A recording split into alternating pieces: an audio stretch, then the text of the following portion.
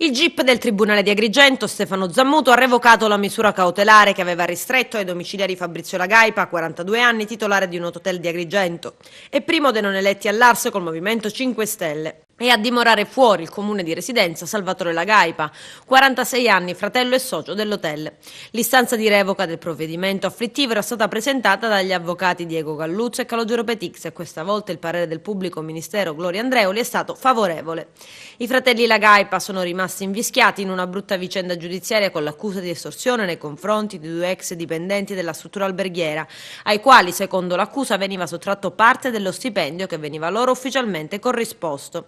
Avvocato, qual è la posizione dei vostri clienti? I fratelli Lagaipa intendono patteggiare? Sì, intendono patteggiare. Hanno risarcito i dipendenti o comunque sono in procinto di farlo?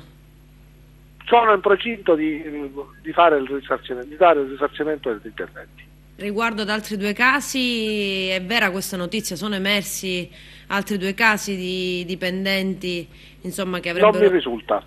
Riguardo al fatto che le registrazioni audio siano state consegnate mesi dopo a ridosso delle elezioni?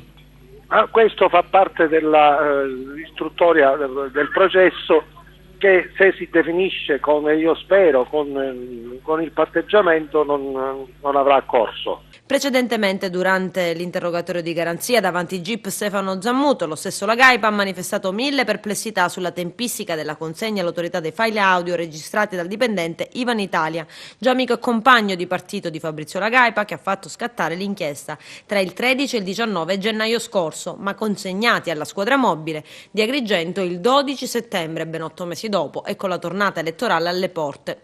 Lagaipa aveva ribadito la sua ferma convinzione che dietro il suo arresto ci fosse una ben ordita trama politica.